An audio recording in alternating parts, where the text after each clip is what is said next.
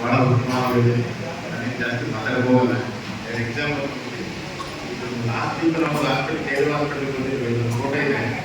ಏನಾಗುತ್ತೆ ಅಂತ ಹೇಳಿದ್ರೆ ತಾಯಿ ಮಗ ಬಂದು 22 ವರ್ಷ, ತಾಯಿ ಬಂದು 60 ವರ್ಷ. ಯಾರೋ ಹಳ್ಳಿಯಿಂದ ಬಂದು ಸಿಟಿಗೆ ಬಂದ್ಬಿಡ್ತಾರೆ. ಸಿಟಿಗೆ ಬರ್ತಾರೆ, ಸಿಟಿ ಜೀವನ ಮಾಡೋಕ್ಕಾಗಲ್ಲ. ಮಗ ಏನು ಮಾಡ್ತಾನೆ, ಆಟೋ ಓಡಿಸ್ತಿರ್ತಾನೆ. ಆಟೋ ಓಡಿಸಿ ಏನೋ ಮದ್ಯಪಾನ ಚಳಿ ಬಲಿ ಆಗ್ಬಿಡ್ತಾನೆ. ಮದುವೆ ಆಗ್ತಾನೆ 6 ತಿಂಗಳಾಗಿ ವರ್ಷ ಆಗಿ ಮದುವೆ ಆಗಿ ಜೈಲು ಹಾಸ್ಪಿಟಲ್ಗೆ ಬಂದಾಗ್ಬಿಟ್ಟಾರೆ. ಏನಾಯ್ತು ಅಂತ ನೋಡಿ ಟೆಸ್ಟ್ ಮಾಡಿದಾಗ ಅವ್ರಿಗೆ ಆಟದ ತುಂಬ ವೀಕ್ ಆಗ್ಬಿಟ್ಟಿರುತ್ತೆ. ಡೈಲಿ ಮದ್ಯಪಾನ ಮಾಡೋದು, ಮನೆಗೆ ಅಮ್ಮನಿಗೆ ದುಡ್ಡು ಕೊಡ್ತಿರಲಿಲ್ಲ. ಅಮ್ಮನ ದುಡ್ಡು ಕೊಡಲಿಲ್ಲ, ಜೀವನ ಸಾಗಲ್ಲ. ಇದೇನಾಯ್ತು 6 ತಿಂಗಳಾಗಿ ಒಂದು ಐಸೋಲ್ ಅಡ್ಮಿಟ್ ಮಾಡ್ತೀವಿ. ಆಮೇಲೆ ನನ್ನ ಬರ್ತಾರೆ, ಈ ಥರ ಹಳ್ಳಿಯಿಂದ ಬಂದಿದ್ರು, ಈ ಥರ ದುಡ್ಡು ಕಟ್ಟಕ್ಕಾಗೋದಿಲ್ಲ, ಮಗ ಒಬ್ಬನೇ, ಅವ್ನು ದುಡಿದ್ರೆ ನಾನು ತಿನ್ಬೇಕು. ಇಲ್ಲ ಅವನಿಗೆ ಒಬ್ಬನೇ ಮಗ ಆಗ್ತಿಲ್ಲ. ಅವನಿಗೆ ಏನ್ ಮಾಡೋದು? ಈ ಥರ ಇದ್ದಾಗ ಸಿಚುಯೇಷನ್ ಡೈಲಿ ಕುಡಿಬೇಕು, ಅವನು ಮನೆಗೆ ಸಂಪಾದನೆ ಅವನೇ ಮಗ. ಏನಾಗಿದೆ ನೋಡಿ, ಈಗ ತಾಯಿ ಮುಂಚೆ ಏನಾಗ್ತಿತ್ತು, ಮಕ್ಕಳುಗಳ ತಂದೆ ತಾಯಿ ಹಾಸ್ಪಿಟಲ್ ಕರ್ಕೊಂಡ್ಬರೋರು. ಇವಾಗ ಏನಾಗಿದೆ, ತಂದೆ ತಾಯಿ ಮಕ್ಕಳನ್ನ ಕರ್ಕೊಂಡ್ಬರೋ ಹಾಸ್ಪಿಟಲ್ ಸಿಚುಯೇಷನ್ ಆಗಿದೆ. ಅದಕ್ಕೋಸ್ಕರ ನಾನು ಹೇಳ್ತೀನಿ, ಅವನಿಗೆ ಫ್ರೀ ಟ್ರೀಟ್ಮೆಂಟ್ ಮಾಡಿ, ಆಕ್ಚುಲಿ 15 ದಿನ ಆಗಿದ್ದಕ್ಕೆ ಆಟ ಎಲ್ಲ ಸರಿ ಮಾಡಿ, ಅವನಿಗೆ ಕ್ಲೀನಾಗಿ ಆಟ ಓಡಿಸಿ, ತನ್ನ ತಾಯಿ ಏನ್ ಹೇಳ್ತಾರೆ ಅದನ್ನ ಮಾತ್ರ ಕೇಳ್ಕೊಂಡಿದ್ದಾನೆ.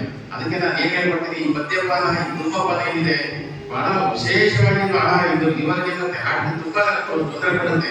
ಒಂದು ಸರಿ ತೊಂದರೆ ಕೊಟ್ಟಾಗ ಮನುಷ್ಯನ ಬದುಕೇ ನಿರಾರ್ಥಕವಾಗುತ್ತೆ. ಅವ್ನು 22 ವರ್ಷ, ನಮ್ಮ ತಾಯಿ ಮದುವೆ ಮಾಡೋಕ್ಕಾಗಲ್ಲ, ಅಷ್ಟು ಕಷ್ಟದ ಪರಿಸ್ಥಿತಿ. ಅವ್ರ ತಾಯಿ ಏನ್ ಮಾಡ್ತಾರೆ, ನಾನು ಮನೆ ಕುಸಿ ತೆಗಿಬೇಕು, ನನ್ನ ಮಗನ ನಾನು ಸಾಕ್ಬೇಕು, ಈ ತರ ಪರಿಸ್ಥಿತಿ ಇದೆ. ಅದಕ್ಕೆ ನಾನು ಎಲ್ಲ ಹೇಳ್ಕೊಳ್ಳೋದನ್ನ ಇವತ್ತೇ ಮಾಡ್ಬೇಕು. ಮದ್ಯಪಾನ ಧೂಮಪಾನ ಮಾಡೋದು ಈಸಿ, ಅದೇನು ಕಲ್ತ್ಕೊಡ್ತೀವಿ, ಅದು ಎಲ್ಲರೂ ಅಷ್ಟೇ ಕಲಿಯೋದು ಈಸಿ. ಅದು ಫಸ್ಟ್ ಏನಾಗುತ್ತೆ, ಒಂದ್ ನೋಡ್ತೀನಿ ಶುರು ಮಾಡ್ತಾರೆ, 10 ಮೇಲೆ ಅಂತಾರೆ, 30 ಮೇಲೆ ಅಂತ, 60 ಮೇಲೆ 80 90 ಮೇಲೆ ಅಡಿಕ್ಟ್ ಆಗ್ಬಿಡ್ತಾರೆ. ಒಂದ್ಸರಿ ಅಡಿಕ್ಟ್ ಆದಾಗ ಏನಾಗುತ್ತೆ, ಅದರಿಂದ ಈಚೆ ಬರಕ್ ಆಗೋದಿಲ್ಲ. ಈಚೆ ಬರಕ್ ಆಗೋದಿಲ್ಲ ಅಂತಂದ್ರೆ ಮಾನಸಿಕ ಒತ್ತಡ ಹೋಗೋದು, ಏನೇನ್ ಬಿಡೋದು ಮದ್ಯಪಾನಕ್ಕೆ ಧೂಮಪಾನಕ್ಕೆ ದುಡ್ಡು ವ್ಯಯ ಆಗ್ತಿರುತ್ತೆ. ಆಗ ಮನೇಲಿ ಹೆಂಡತಿ ಇರ್ತಾರೆ, ಮಕ್ಳಿರ್ತಾರೆ, ಅವ್ರ ಮಕ್ಳು ಜೀವನಾಂಶಕ್ಕೂ ಕಷ್ಟ ಆಗುತ್ತೆ, ವಿದ್ಯಾಭ್ಯಾಸಕ್ಕೂ ಕಷ್ಟ ಆಗುತ್ತೆ.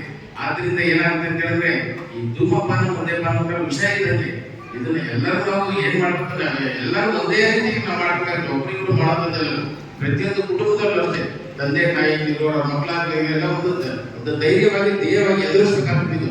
ಈಗ ನಾನು ಹೇಳಿದ್ರೆ ಮದ್ಯಪಾನ ಈಸಿ ಮಾಡೋದು ಕಲ್ತ್ಬಿಡ್ತೀವಿ, ಕಲ್ತ್ಬಿಟ್ಟಾಗ ಅದರಿಂದ ಈಚೆ ಬರೋದಕ್ಕೆ ನಮ್ಗೆ ತುಂಬಾ ತೊಂದರೆ ಆಗುತ್ತೆ. ಅದರಿಂದ ಲಿವರ್ ಡ್ಯಾಮೇಜ್ ಆಗುತ್ತೆ, ಹಾರ್ಟ್ಗೂ ಡ್ಯಾಮೇಜ್ ಆಗುತ್ತೆ, ಬ್ರೈನ್ ಸೆಲ್ಸ್ಗೂ ಡ್ಯಾಮೇಜ್ ಆಗುತ್ತೆ. ಇವೆಲ್ಲ ಒಂದ್ಸರಿ ಡ್ಯಾಮೇಜ್ ಆಗಿದೆ ಆಲ್ಕೋಹಾಲ್ ಇಂದ ತುಂಬಾ ಕಷ್ಟ. ಯಾಕಂತ ಹೇಳಿದ್ರೆ ದಿನನಿತ್ಯ ವಾರಕ್ಕೆ 2-3 ಕೇಸ್ ಬರ್ತಾನೆ ಇರ್ತವೆ. ನೀವು ಒಂದ್ಸರಿ ಮುಂಚೆ ಹಾರ್ಟ್ ಬೀಟ್ ಲಿವರ್ ಫೇಲ್ಯೂರ್ ಆದಾಗ ಅದು 99% ವಾಪಸ್ ಬರೋದು ಕಷ್ಟ ಆಗುತ್ತೆ. ಕಷ್ಟ ಅಂತ ಹೇಳಿದ್ರೆ ಈ ತರ ಹೇಳ್ಬೇಕು, ಈ ತರ ಶಿಬಿರಗಳು ಮಾಡಬೇಕು, ಅವೇರ್ನೆಸ್ ಕ್ರಿಯೇಟ್ ಮಾಡಬೇಕಾಗುತ್ತೆ. ಅವೇರ್ನೆಸ್ ಅಂತ ಹೇಳಿದ್ರೆ ಏನಂತ ಹೇಳಿದ್ರೆ, ಈ ಧೂಮಪಾನ ಮಾಡೋದ್ರಿಂದ ಈ ತರ ಆರೋಗ್ಯದ ಮೇಲೆ ದುಷ್ಪರಿಣಾಮ ಬೀಳುತ್ತೆ, ಇದರಿಂದ ಆರೋಗ್ಯ ದುಷ್ಪರಿಣಾಮ ಬೀಳೋದ್ರಿಂದ ಅದನ್ನ ತುಂಬಾ ಕಷ್ಟ. ನಾನೇ ತುಂಬಾ ಕಷ್ಟ. ಇನ್ನೊಬ್ಬ ಪೇಷಂಟ್ ಅಷ್ಟೇ ನೋಡಿ, ಇವರು ಅಷ್ಟೇ ಧೂಮಪಾನ ಮಾಡ್ತಾರೆ, ಧೂಮಪಾನ ಮದ್ಯಪಾನ ಮಾಡಿ ಅನ್ಕಾನ್ಶಿಯಸ್ ವೆಂಟಿಲೇಟರ್ ಕೊಡ್ತಾರೆ. ವೆಂಟಿಲೇಟರ್ ಉಸಿರಾಡೋಕೆ ತೊಂದರೆ ಆಗೋಗ್ತದೆ. ಅದಕ್ಕೆ ಈ ತರ ಪೇಷಂಟ್ ಇದ್ದಾಗ ಏನಾಗುತ್ತೆ, ತುಂಬಾ ಕಷ್ಟ ಆಗುತ್ತೆ.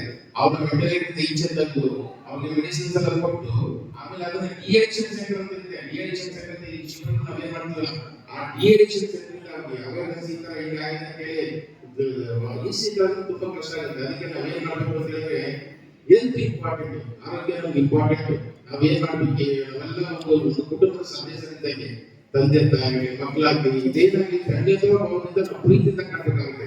ಎಲ್ಲರೂ ಅಷ್ಟೇ, ತಾಯಿಗಳಾಗ್ಲಿ ತಂದೆ ಆಗಲಿ ಮಕ್ಕಳಾಗ್ಲಿ